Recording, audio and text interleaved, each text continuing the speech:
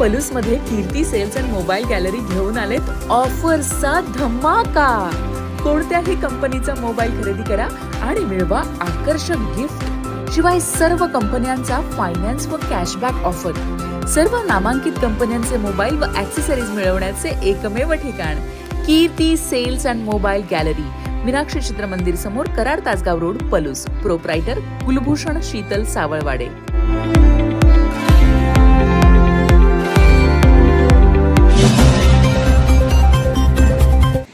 खरं म्हणजे आपला या मतदारसंघामध्ये आपण ठरल्याप्रमाणे विजय झाला।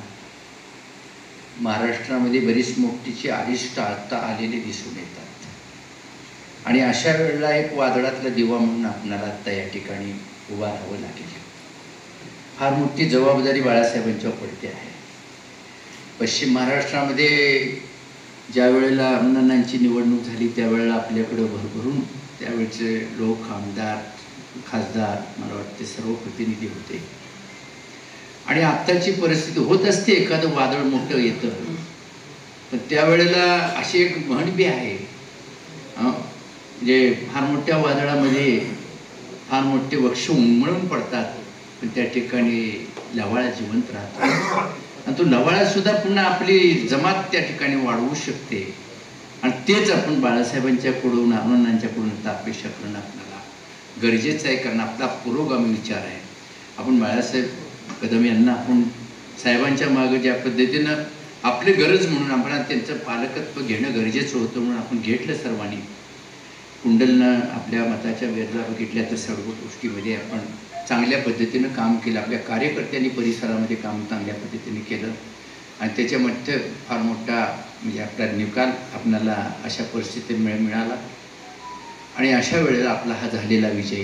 काल मी आपणला फोन केला कारण आपला विजय झाला त्याच्यापेक्षा महाराष्ट्रामध्ये झालेली वार्ताहत ही फार महत्त्वाची होती आणि अशा वेळेला कोणच कुणाला समोर येणं झाले। मला एक प्रसंग आठवतो की मला वाटतं की बापू ज्या वेळेला 1978ला हारले होते त्यावेळेला, बाळूभाऊ बरोबर आहे का तुझं, त्यावेळेला कुंडलगाव हे परवा पहिल्यापासूनचं जागृत असणारं गाव आणि त्यावेळेला पहिल्यांदा 78ला बापूंचा पराभव झाला।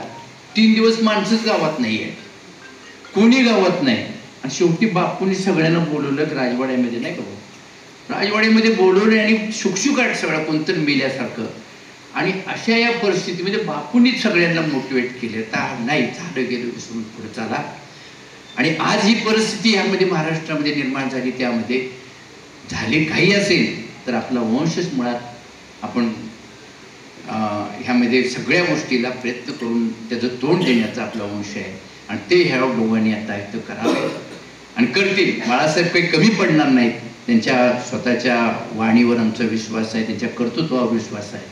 ह्या सगळ्या गोष्टीतून त्यांनी आता मला जशा पद्धतीने विशाल पाटलांनी त्यांची भाषणं झाली, निदान आपली भूमिका त्या मागं मांडायची भूमिका तुम्ही कमी पडू नका आणि तुम्ही ह्या समाजासाठी निश्चितपणे चांगल्या पद्धतीने नव्या पिढीसाठी चांगल्या पद्धतीने काम करायला अशा पद्धतीची अपेक्षा करतो। तुम्हाला ह्या 5 वर्षासाठी खरोखर पुढच्या 5 वर्षामध्ये येणारं सरकार तुमच्यामुळे यावं अशा पद्धतीच्या शुभेच्छा देतो।